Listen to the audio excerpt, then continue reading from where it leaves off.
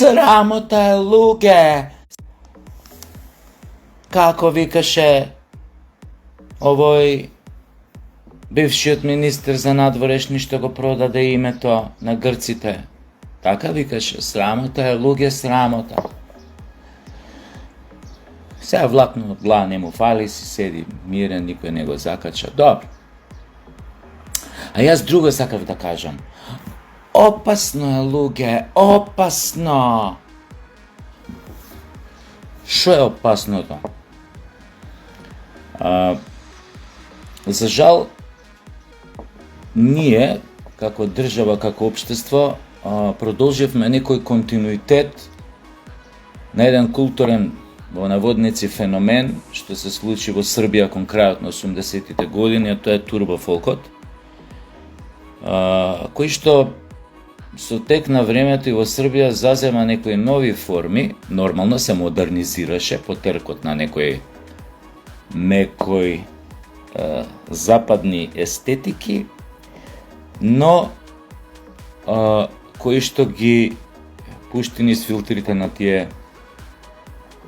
како да кажам, овчарско-криминални курверајски милјеа, па така да тој турбофолк доби една нова, исто така да кажам, естетика во наводници или некои нови невредности кои што после тоа за жал се развива и добија континуитет во една, две, три држави во регионот, меѓу кои и нашата. Карактеристиките на турбофолкот, кај нас ги гледате и сами, нашите деца се под постојано зрачување на тој турбофолк, чии корени, пак ја повторам, се родија кон крајот на 80-тите години во она Социјалистичка Федеративна Република Југославија, поточно во Србија, во Република Србија, и беа извонредна звучна кулиса, саундтрак на примитивниот српски национализам кој го промовираше тогашната власт на чело со Милошевиќ и кој што беше на некој начин вовед во она крвава граѓанска војна што ја распадна Југославија и кој што донесе до околу 150.000 жртви. Некој уште многу одамна рекол што започнува со кич, завршува во крв. Токму затоа јас го почнав најавава на ова видео обраќање со парафраза на оној бивши министер што прода името, само што ја не кажав срамота е, луѓе, срамота, туку кажав опасно е, луѓе, опасно. Што е опасноста? Нашите деца се под озрачување на комплетно на турбофолкот. Буквално пуштете секоја наша телевизија, која што е, нели, ова е национална, ќе видите илјадници содржини со турбофолк, се уште имате реални шоа, нели, овие наоѓање невести, тие другите реални шоа, турбофолк, да не зборам, кој што доаѓа од северот, концерти низ Македонија на турбофолк звезди кои што сега сакаат да се прикажат дека се нешто друго или дека биле нешто друго, или дека нивната музика не е турбофолк, но не е битно. Турбофолк феноменот не е само музика, тоа сум го кажал во една емисија, мислам, кај Снежа Велков, сум го објаснувал после и многу пати, кој ме сватил, ме свати, повеќето не ме сваќаат. Значи, турбофолкот е еден глобален феномен, не се однесува само за музика.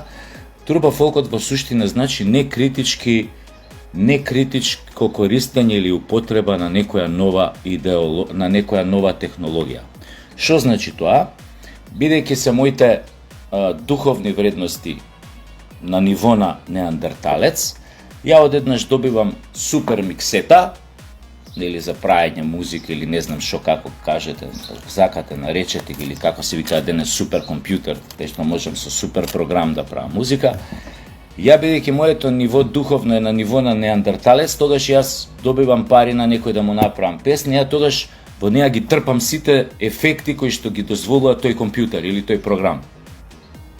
И тоа е такво трпање, што тоа станува кич, што тоа станува турбофолк, оној момент кога ќе внесам во целокупниот проект и сите други невредности кои што владеат во едно општество, а кои што со кои што сакам да ги затрујам или уништам младите, или кои што се мои лични вредности и јас ги промовирам низ тој кичерај што го правам. Например, ако сум гангстер, ако сум наркоман, сакам да се дрогирам, сакам жени со низок морал, значи се што е најниско ја го промовирам низ таа музика. Сега, тој културен, тој феномен, кога ќе стане државна агенда, државно субвенциониран, државно помогнат или општински помогнат, станува милје, го минува однесувањето на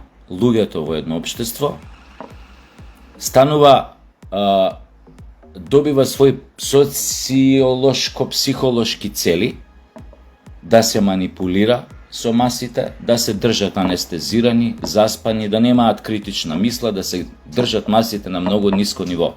Вака сега со прости зборови ви објаснив што значи тоа турбофолк и неговите опасности ако стане мејнстрим, нели?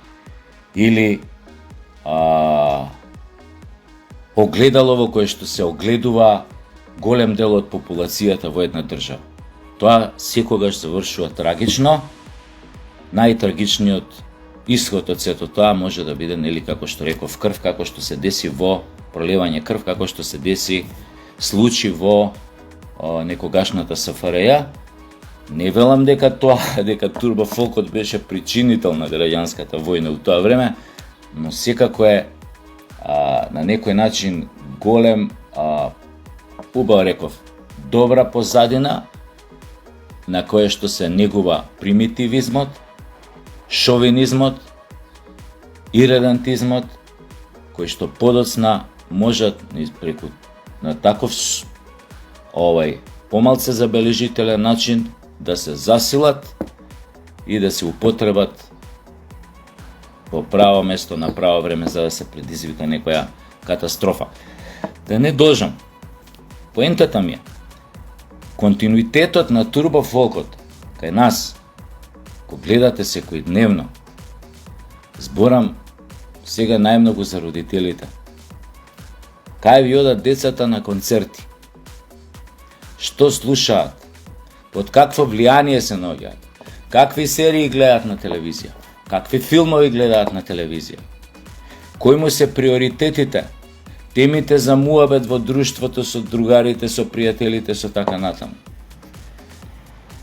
Ако не сте го чуле тоа изворно од вашите деца, можете да седнете у било кој кафич, да поседите 2-3 сата, ако има на масата околна 1-2 маси помлади луѓе, негде 18, 19, 22, 25 години, пошто иако доволно гласно збората, ако сте маса до маса релативно добро слушате на кои теми зборат, ќе сватите кои се нивните сфери на интерес, кои се нивните приоритети. Не генерализирам, но што сакам да кажам пред да продолжам на тема. Треба да знаете исто така еден податок. Во град Скопје месечно се трошат од 30 до 40 кила кокаин или популарно кажано бело. 30 до 40 кила месечно само во град Скопје. Тоа се 30 до 40 илјади грама кокаин. По 100 и нешто евра грам, зависи од честината на хероинот, на кокаинот. Ако сметаме дека 30 кила се трошат месечно, тоа ви е нешто над 3,5 милиони евра месечно.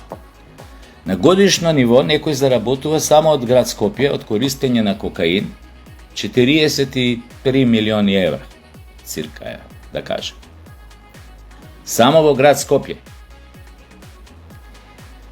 Дали сте свесни дека вашите ќерки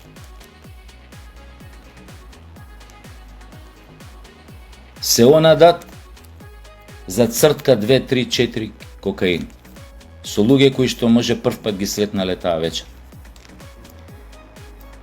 Ке дојат дома вечерта, глумат фини деца, сабајлето се облакаат, одат на факултет, полагаат испит или не полагаат, или слушаат предавања, но генерално го прават тоа. Дали знаете колку од вашите ќерки или синови на кои што сте им купиле коли од 80.000 евра за завршена матура, значи не за дипломирање на факултет, за завршена матура сте им купиле 80.000 евра. Дали знаете на што ги трошат големите джепарлаци што им ги давате?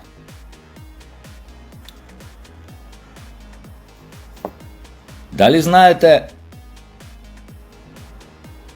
токму тие кои што мислиш дека се невини млади голобради момчиња ги гледаш седнати у кафич негде пијат кафенце овона, вечерта вади пари и купува 5 грама, 3 грама кокаин, кој ше преку 300 евра, да кажем. Кој шо он со друштвото 10-15 души го шмркаат у една вечер. Знаете колку цртки се тоа? Небитно.